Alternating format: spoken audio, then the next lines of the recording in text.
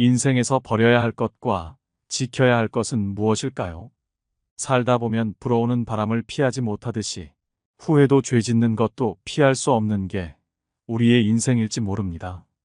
하지만 지금까지 열 손가락을 움켜쥐고 아무것도 놓치지 않으려 안간힘을 쓰며 살아왔다면 이제는 꼭 가져야 할 최소한의 것만 두고 나머지 손가락을 풀어 과감히 놓아버리세요. 쉬운 일은 아닙니다. 그것을 얻기 위해 청춘을 바쳤고 가족이 원할 때 곁에 있지 못했으며 개인의 삶과 안락도 포기했는데 어찌 쉽게 놓을 수 있을까요? 하지만 지금이라도 놓아주는 훈련을 하지 않으면 끝내 행복의 맛을 느끼지 못한 채 미련과 아쉬움만으로 노후의 삶을 채우며 살아가야 할지 모릅니다. 지금은 아무도 가보지 못한 인생 100세 시대라고 합니다. 노후가 정말 길어졌습니다. 100세까지, 아니 어쩌면 120세까지 살지도 모르는 세상이 오고 있습니다.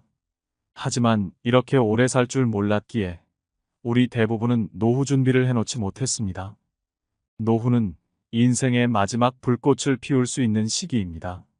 노후를 어떻게 보내느냐에 따라 인생 전체가 행복한 삶으로 결정될 수도 불행한 삶으로 결정될 수도 있습니다.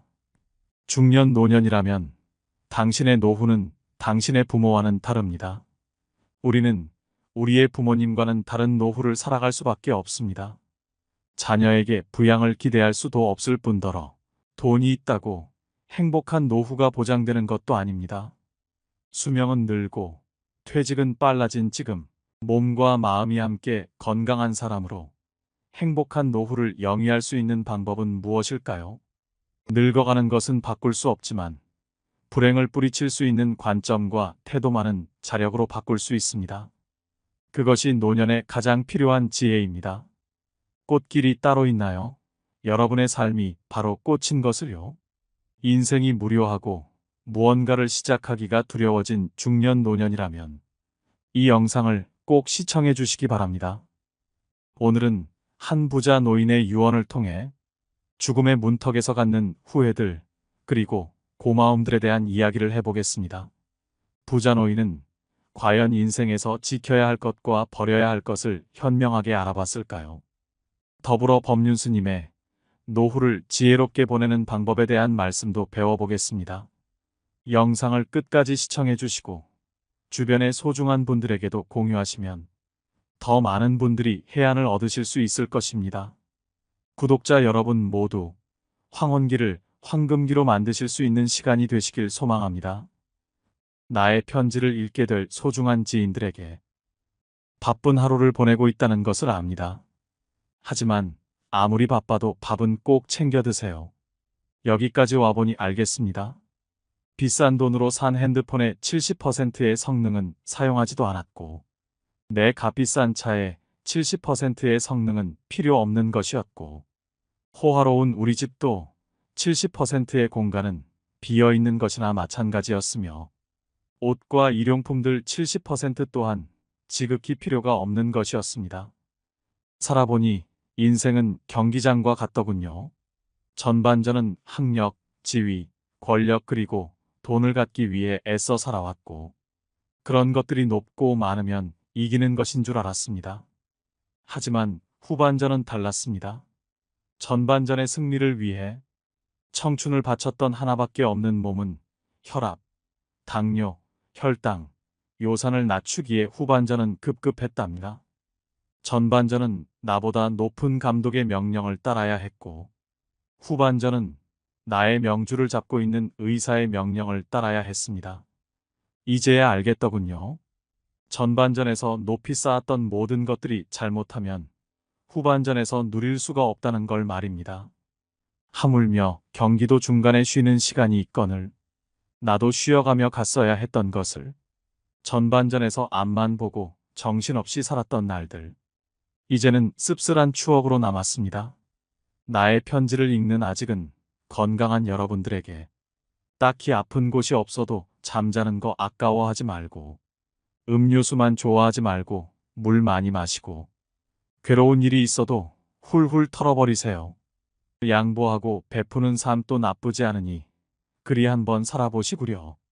돈과 권력이 있어도 교만하지 말고, 부유하지 못해도 사소한 것에 만족하며, 필요하지 않아도 휴식할 줄을 알며, 아무리 바빠도 움직이고 좀 걷고 또 운동하세요.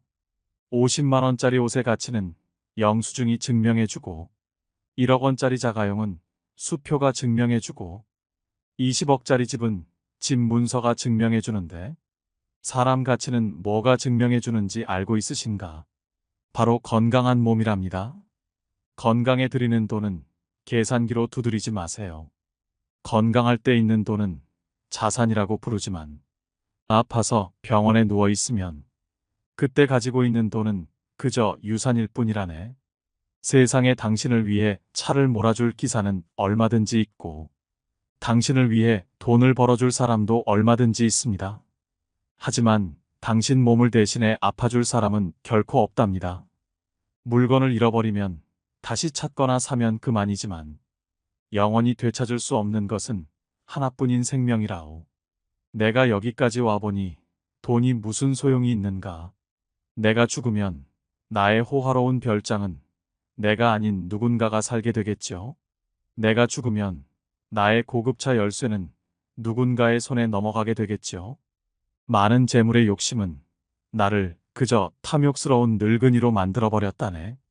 내가 한때 자랑으로 알고 쌓았던 많은 것들인 돈, 권력, 지위가 이제는 그저 짐에 불과할 뿐. 그러니 전반전에 살고 있는 사람들아, 너무 애타게 살지들 마시고, 후반전에서 살고 있는 사람들아, 아직 경기는 끝나지 않았으니 행복한 말년을 위해 지금부터라도 자신을 사랑하시라. 전반전에서 빛나는 승리를 거두었던 나는 후반전의 병마를 이기지 못하고 병원 특실에 이렇게 누워 죽을 날만 기다리고 있다. 아무리 시설이 좋은 특실이면 뭐해? 허름한 농촌 경로당보다 못하단 걸 알려주고 싶습니다. 그래도 이 편지를 지인들에게 전할 수 있음에 따뜻한 기쁨을 느낀답니다. 바쁘게 세상 살아가는 그대들, 자신을 사랑하며 살아가기를. 힘없는 나는 이제 마음으로 그대들의 행운을 빌 뿐이라오. 누구보다 먼저 웃고 많이 웃는 행복한 나날들로 가득 채우시길. 여러분은 부자노인의 유언장을 듣고 어떤 생각이 드셨나요? 진정한 행복은 돈으로 살 수 없다는 말이 있습니다. 돈으로 집은 살 수는 있지만, 단란한 가정은 살 수 없고, 침대는 살 수 있지만 잠은 살 수 없다. 시계는 살 수 있지만 시간은 살 수 없고, 또 약을 살 수는 있지만 건강은 살 수 없고, 피를 살 수는 있지만 생명을 살 수는 없다. 사람들은 높은 연봉이나 안정된 직장을 갖거나 멋진 배우자를 만나거나 사람들과의 관계가 좋으면 행복하다고 생각합니다. 사회적 성공을 쫓고 경제적 풍요를 갈망하며 타인의 인정을 갈구하는 데 많은 노력을 쏟는 이유입니다. 그런데 이렇게 행복을 외부적인 것에서 찾게 되면 자신이 느끼고 경험하는 일들에 대한 책임을 다른 사람이나 다른 것에 돌리게 됩니다.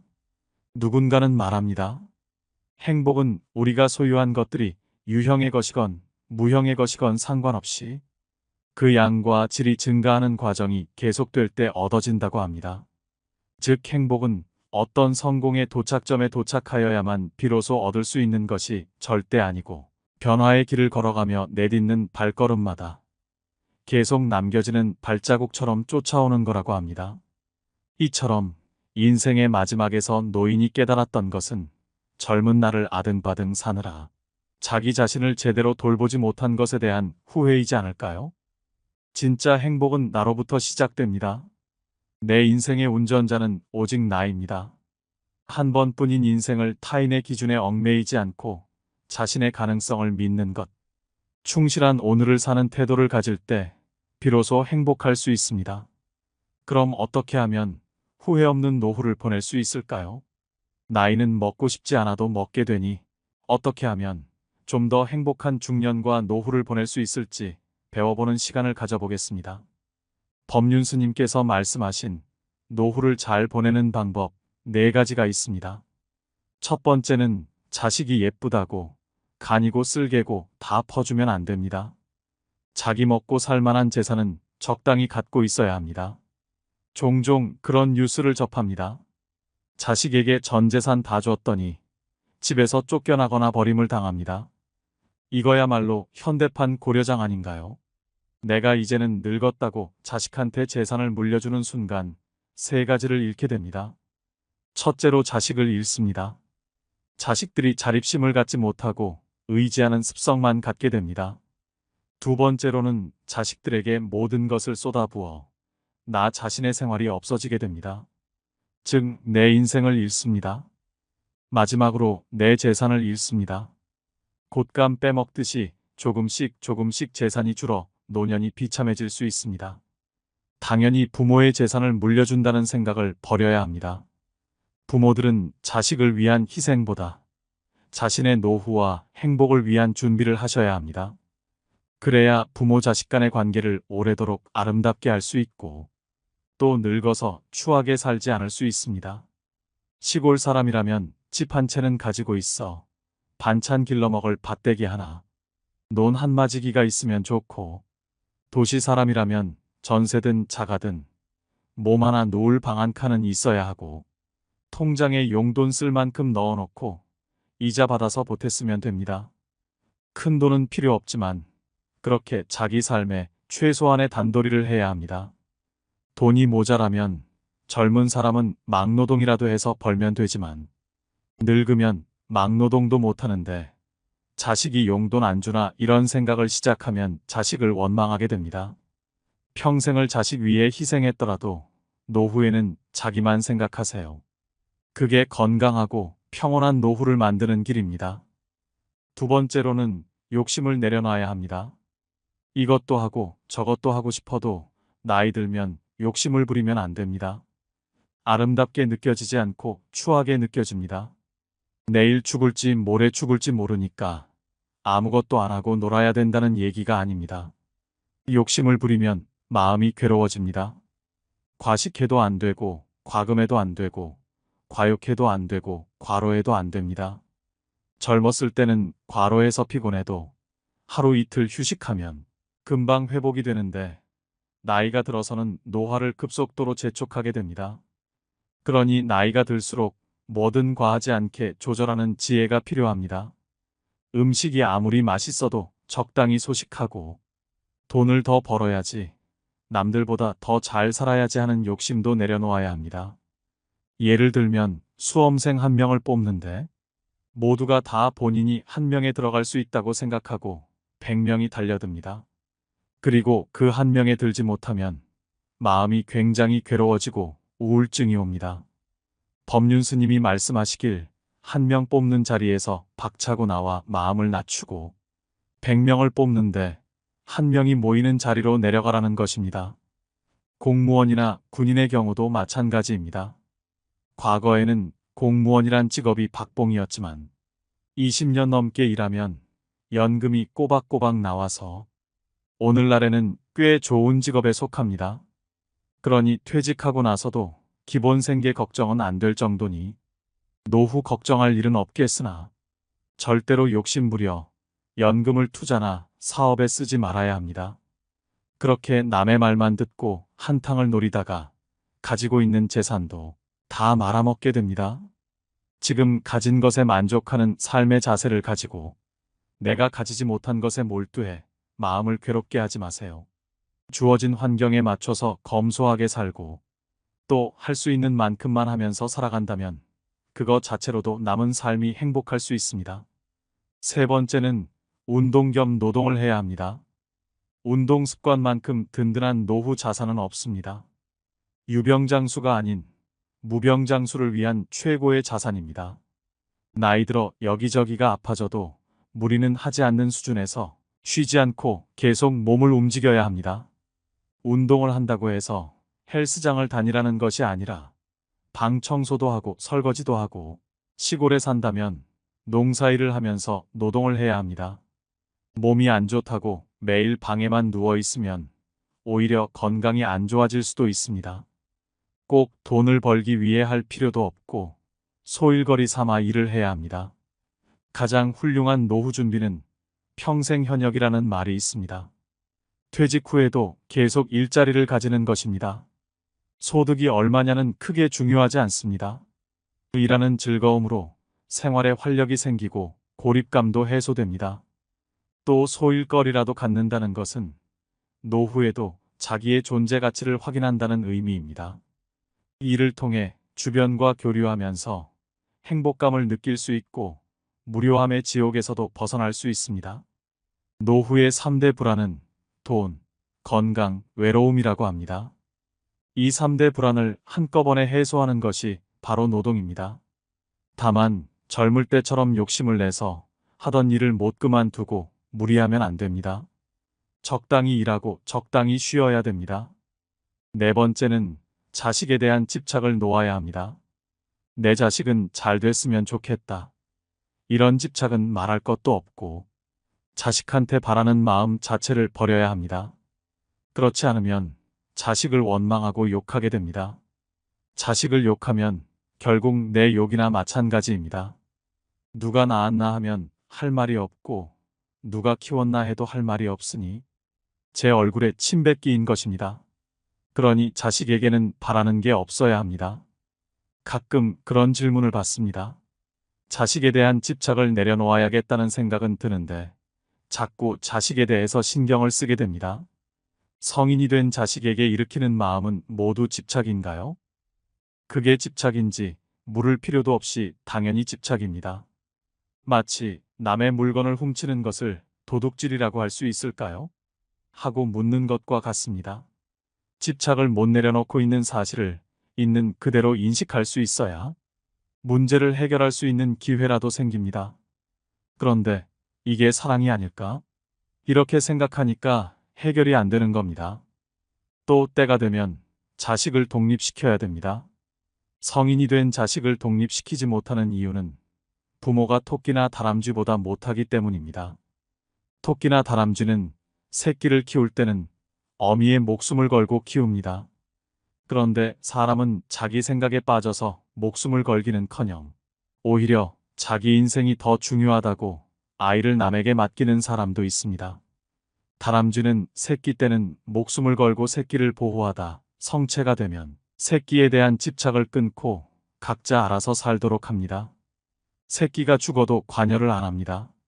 그런데 사람은 자식이 다 큰 뒤에도 계속 집착을 합니다. 그러니 사람이 다람쥐보다 못해서 그렇다고 할 수밖에 없습니다. 우선 내가 집착하고 있구나 하고 자각을 해야 합니다. 내가 남편보다는 자식을 더 많이 집착하고 있구나 하고 내 상태를 있는 그대로 알아차려야 합니다.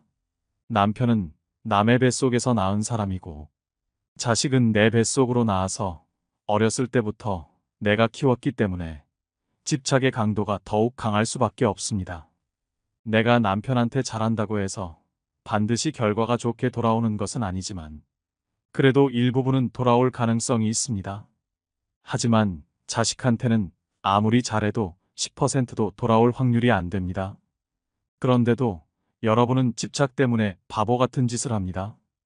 어떻게 하든 괜찮습니다. 남도 돕는데 자식을 돕는 것이 왜 나쁘겠나요? 그러나 자식을 도울 때는 대부분 집착을 하거나 기대를 하기 때문에 반드시 고통이 따릅니다. 그래서 남편 혹은 아내에 대한 배신감보다 자식에 대한 배신감이 더 큽니다. 집착의 강도만큼 고뇌가 생기기 때문입니다. 부처님은 괴로움은 집착 때문에 생긴다고 말씀하셨습니다. 괴로우면 집착을 내려놓으면 되는 것이고 괴롭고 싶으면 집착하면 됩니다. 그러니 자식이 어릴 때는 정성껏 돌보고 성인이 된 후에는 각자의 길을 존중하는 방식으로 지내야 부모도 자식도 평화롭습니다. 자식이 용돈이라도 주면 액수에 관계없이 얼마를 주든 고마워해야 합니다. 또 자주 안 찾아와도 고마운 것이라 늙은 부모한테 손 빌리지 않고 달라는 것도 없어서 그 또한 고마운 것입니다. 바라는 마음이 없으면 자식을 효자로 만들 수 있고 바라는 마음이 불효자를 만듭니다. 여기에 하나를 더 얘기하자면 자식에게든 젊은 사람에게든 이래라 저래라 잔소리를 하지 말아야 합니다. 입에서 간섭이 나오려 해도 연부를 외우며 막아야 합니다. 그러면 자식들이 부모를 더 보살펴 줍니다. 대부분 자식이 부모를 떠나고 잘 안 찾아오는 경우는 부모에게도 원인이 있습니다. 간섭이 많고 잔소리도 많았던 경우가 많습니다. 이것이 부모의 특징이기도 하지만 노인의 특징이기도 합니다. 아무리 자식이라도 자식의 인생에 지나치게 간섭하지 말고 시비분별하지 말라는 것입니다. 사람이 늙으면 늙는 대로 보기가 참 좋습니다. 나이가 좀 들어야 삶에 참맛이 있습니다. 봄에 피는 꽃도 예쁘지만 가을에는 단풍잎이 빨갛게 물들고 은행나뭇잎이 노랗게 물드는 것처럼 잘 물들면 봄꽃보다 더 예쁘고 아름다운 것이 단풍입니다. 늙어서 초라해지느냐 원숙해지느냐는 몸뚱이가 아니라 내 마음이 결정합니다. 입에서 나오는 한마디가 내가 살아온 인생의 많은 경험에서 우러나오기 때문에 젊은 애들이 조잘대며 영양가 없이 하는 말보다 들을만하고 스님도 똑같은 법문을 해도 20, 30대에는 별로 설득력이 없었으나 이제는 영감이 다 돼서 얘기하니 구수하게 들립니다. 나뭇잎이 떨어졌는데도 주워가는 건 단풍밖에 없습니다. 꽃이 아무리 예쁘다 해도 이미 진 꽃은 아무도 안 주워갑니다. 오직 잘 물든 단풍잎만 주워가니 이것이 의미하는 바가 있습니다. 여러분들도 잘 물들면 자식한테 버림받을 일 없습니다. 그러니 아름답게 늙기 위해서는 꼭 불교 신자가 아니더라도 수행을 하고 마음 공부를 해서 인생의 마무리를 아름답게 해야 합니다. 다섯째는 늙어가는 것이 당연하다 생각해야 됩니다. 인생 100세 시대라고 하니 50대, 60대면 앞으로 30년, 40년은 충분히 살아갈 것이고 까딱하면 지금까지 살아온 날들보다 더 많이 살아야 할 수도 있습니다. 오래 살 거라고 생각하니 경제적인 문제며 건강적인 문제가 걱정되는 것은 당연합니다. 그런데 이런 것들을 너무 걱정하고 살면 사는 자체가 근심이고 힘들 수밖에 없습니다. 나이가 들면 몸이 아픈 게 당연하다고 생각하세요. 다리가 아픈 게 정상이고 눈이 침침해지는 게 정상이고 소리도 잘 안 들리기 시작하는 게 정상입니다. 이렇게 생각하면 안 그런 부분이 행복으로 다가오기 시작합니다. 이 나이에 다리가 안 아프니 얼마나 행복한가요? 눈이 잘 보이니 얼마나 고마워요. 귀가 멀쩡히 들리는 게 얼마나 감사한 일이에요. 이렇게 받아들여야 합니다. 나이 들어서 남의 도움 받지 않고 혼자서 건강하게 살 수 있다면 그게 큰 행복입니다. 숨 넘어갈 때까지 내 손으로 밥해 먹고 집안 청소도 스스로 하고 혼자서 산책도 다니고 하는 게 행복이라는 사실을 아셔야 합니다. 법륜 스님의 지혜의 말씀 어떠셨나요? 조기 은퇴를 하고 싶은 40대, 아직 노후가 구체적이지 않은 50대, 그리고 삶의 의욕이 줄어든 60대 그 이상까지 이 인생이 권태로워지고 무언가를 시작하기가 두려워진 중년 노년이라면 법륜 스님의 말씀대로 실천해 보시기 바랍니다. 인생은 길고 삶은 계속됩니다. 작은 것부터 실천하여 인생의 활력과 당당함 그리고 풍요로움이 따르길 소망합니다. 오늘의 지혜가 여러분의 지친 일상에 마음의 위로가 되길 바랍니다. 오늘도 노후의 지혜와 함께 해주셔서 감사드립니다. 황금빛으로 무르익어가는 여러분의 지혜로운 인생을 언제나 응원합니다. 구독과 좋아요는 큰 힘이 됩니다.